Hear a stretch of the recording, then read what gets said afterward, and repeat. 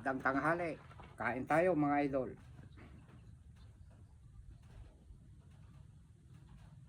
Patola, sigarilyas, ampalaya, ito yung bida. Tulad nung sinabi ko, pag marami akong kinukuha at hindi ko maubos sa mga alaga ko. Yan.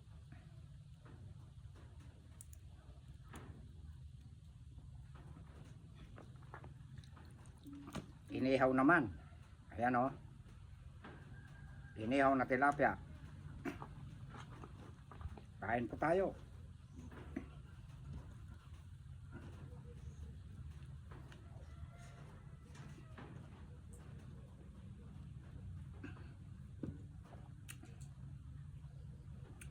Sarap nito.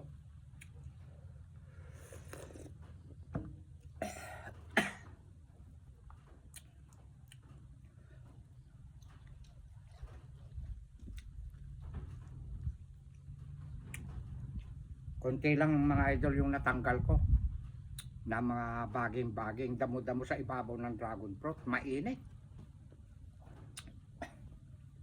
Sana kumulim din para mapaspasan ko.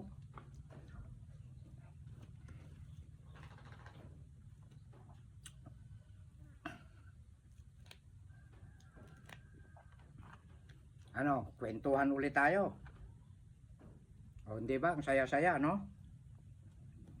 Kapag ka may lilitaw na mga letter, may excuse me po, may napagkukwentuhan. O di, dumadami ang viewers ko, dumadami pa ang followers ko.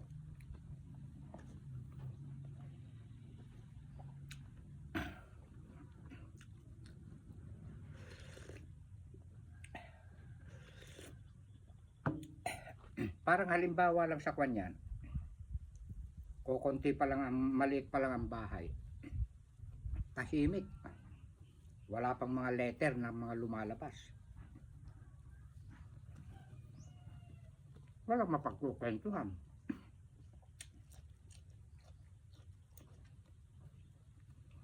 Kaya kayo na mga malapit na pong magkaroon kayo ng letter B, humanda po kayo. Huwag nyo silang i-bla-bla. At kung kaya nyong sagutin yung kanilang mga sinasabi, katulad ko, ipaliwanag nyo. Para nang sa ganun ay matauhan din sila. Hindi yung huwag pansinin, huwag re-replyan. Nire-replyan ko sa tamang pamamaraan.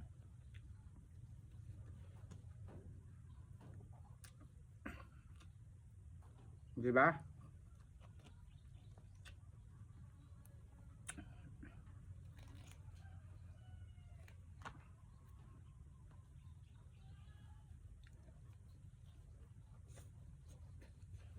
Ang sarap.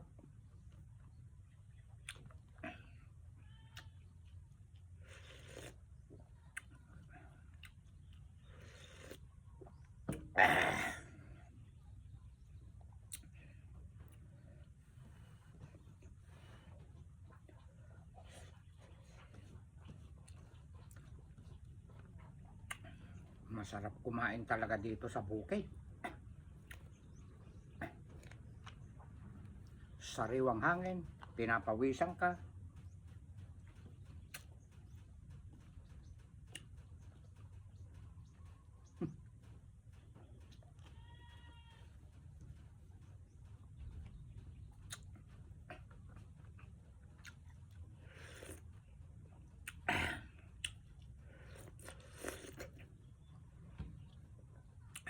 Oh, ang sarap. Ang sarap ng patola ko. Oh. Manamis-namis.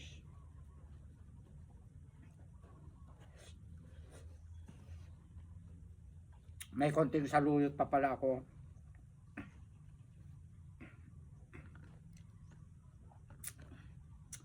Nako, wala na naman yung face towel ko. Tagaktak ang pawis ko.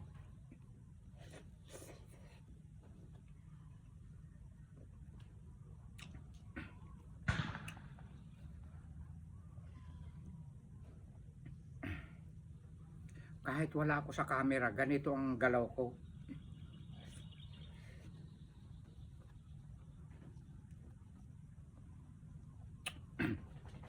May nag-comment nga pala, kapag raw daw ba nakikikain ako sa bahay ng dalaga, hindi raw ba ako nahihiya? Hindi ako nahihiya. Ito na ang natural ko eh. Parang yung dalaga pang ang nahihiya sa akin eh. Baka sabihin niya eh,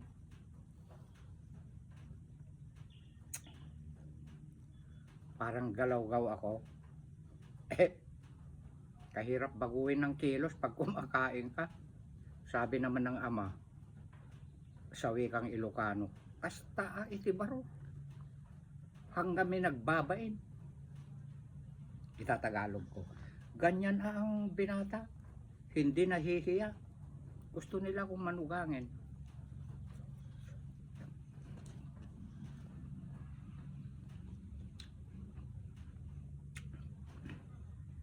Kasi nagdaan din sila sa mga pagkadalaga eh, pagka binata, ang mga malugulang natin.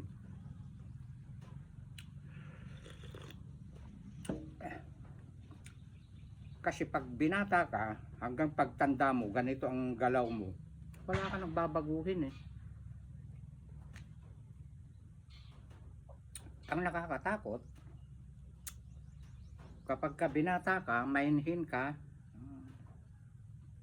sa mga magulang ng mga dalaga, baka pagdating ng araw eh, lasinggero ka, sabungero ka, babaero ka, naloko na. Excuse me po yung mga nasasagasaan, pero merong ganyan, totoo po yan.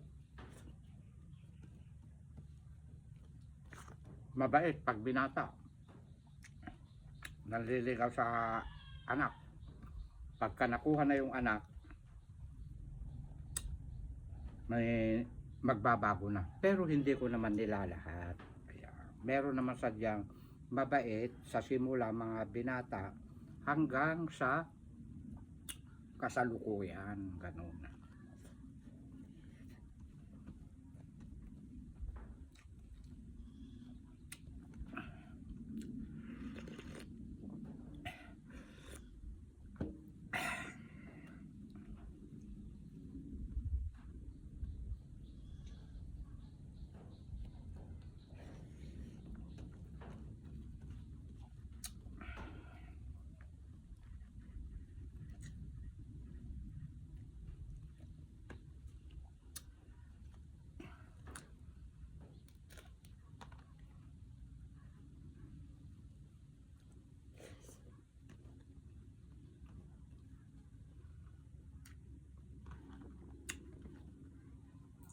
Sarap.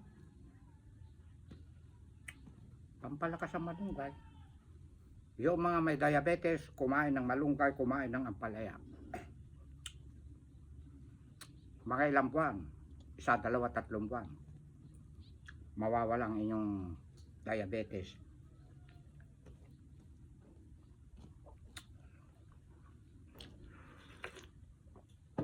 Malakas pagbigay ng diabetes yung mga kwan.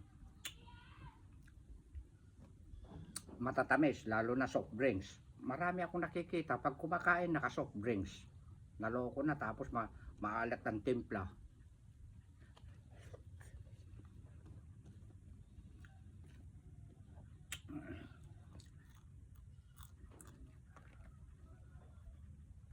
Kami mga Ilocano, karamihan sa amin, special namin, bagoong.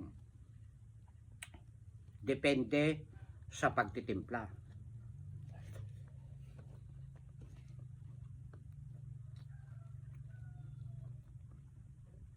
Yung mga hindi nagbabagoong eh, patis. Tapos, sitcherya, soft drinks.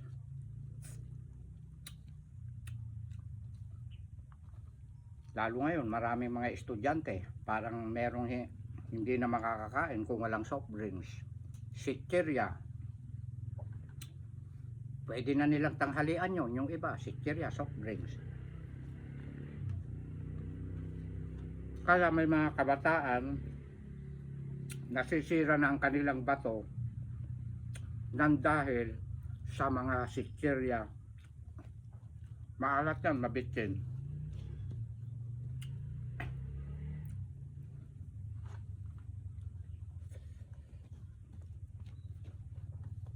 Nung binata kami, wala namang chichirya. Chicharon meron, yung ganyan oh. Ang mga pinakamerienda namin nung mga bata kami, pupunta lang kami sa bundok, bayabas, saging, maghanap kami ng papaya, hinog, langka, yan.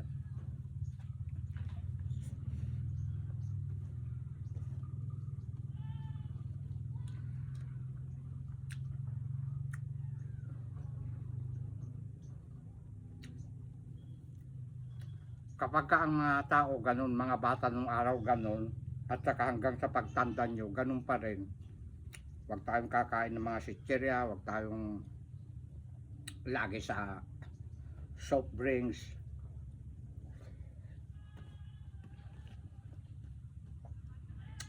Huwag tayo sa karne lagi. Hindi ko sinasabi na ang karne masama. Mabuti rin yan paminsan-minsan.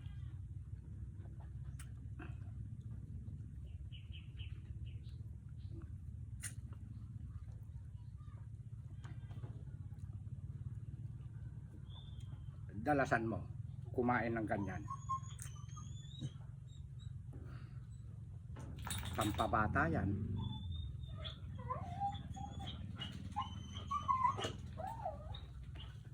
Kaya nga tinawag na ako putok batok eh.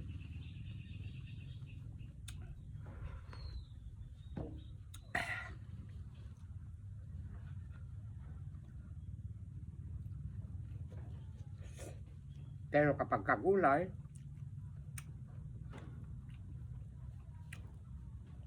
sobrahan mo man ang kanin, yung tama-tama lang, na talagang busog na busog ka. Tsaka gulay, walang impatyo yan, mamaya lang tunaw na. Kasi ang kanin, nakaalsa na yan.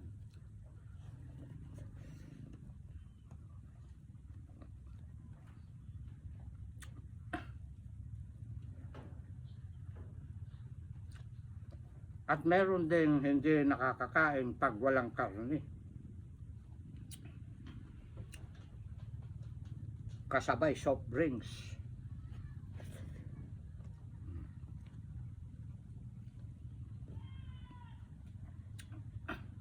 Karne, magso-soft drinks ka, paano ka makakarami ng kain? Mabubusog ka na sa soft drinks, delikado yan, matamis yan.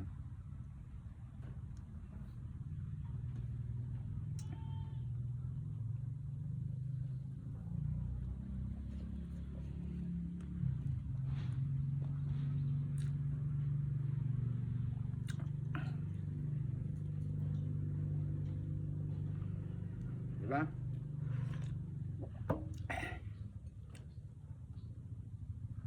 May mga letter B na nagbago na, naniniwala na sa akin.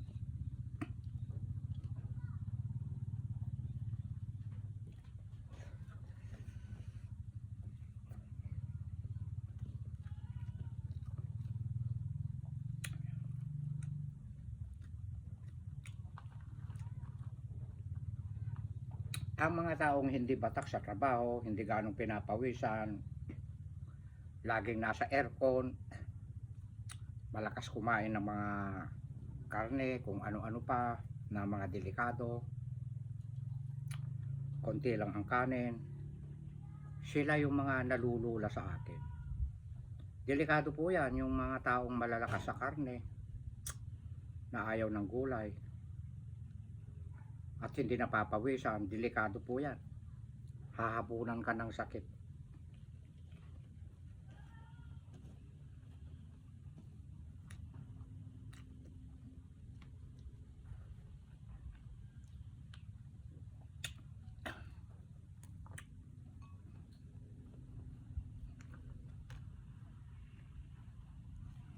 May 89 na ba yun?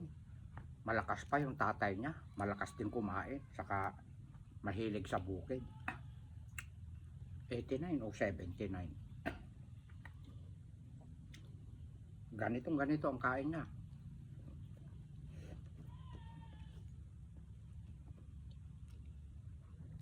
Hindi nakakasakit, maliksi pa raw yung kanyang tatay.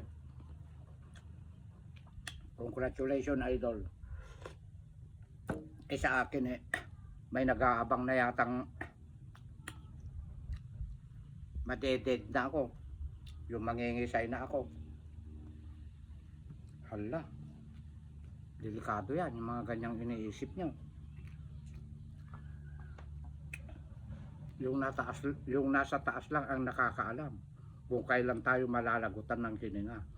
Dahil ang buhay natin, hiram lang natin sa kanya. Tapos, parang hinuhulaan mo na ako na hindi ko naaabutin ng gano'n. Mangingisay na ako, madeded na ako. Malaking kasalanan yan.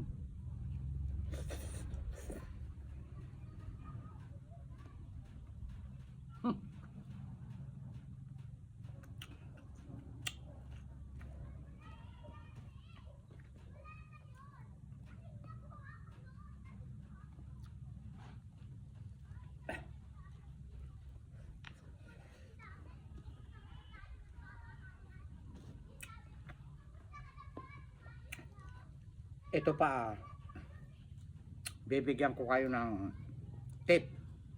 Kapag ka ang isang tao nag-iisip ng hindi maganda sa kanyang kapwa, kasalanan pa rin yun.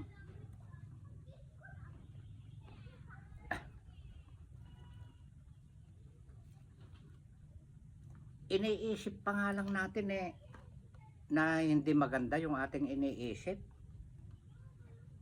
Nababasa na yan ng nasa taas. Tandaan nyo yan. Iniisip pa lang hindi pa natin ginagawa.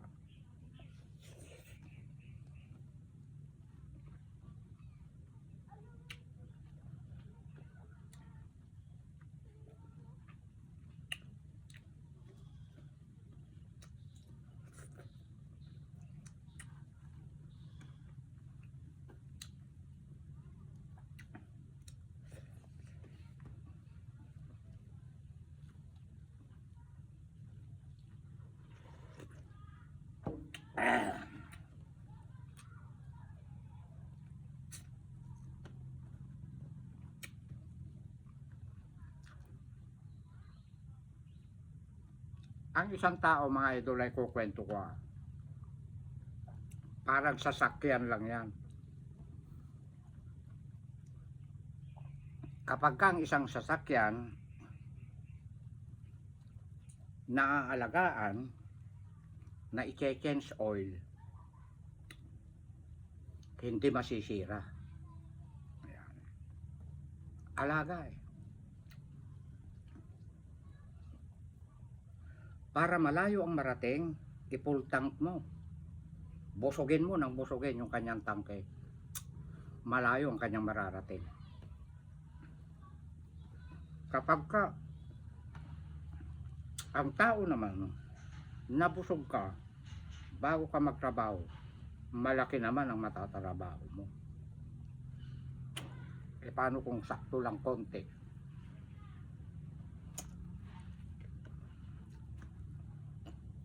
Ang kainin mo, konti-konti lang ang matatrabaho mo. Totoo yan.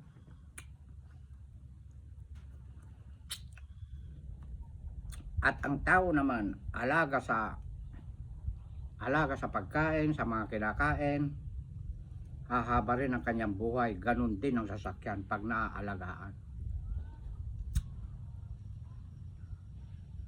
Magtatagal ang ating sasakyan. Ganun din ang tao. Kapag ka nakakondisyon ang sasakyan, kargahan mo ng marami. Yung ibang mga kapatid natin, mga ipugaw, mga prutas, mabibigat sa ilalim. Ang mga tao nasa rooftop, sa tuktok.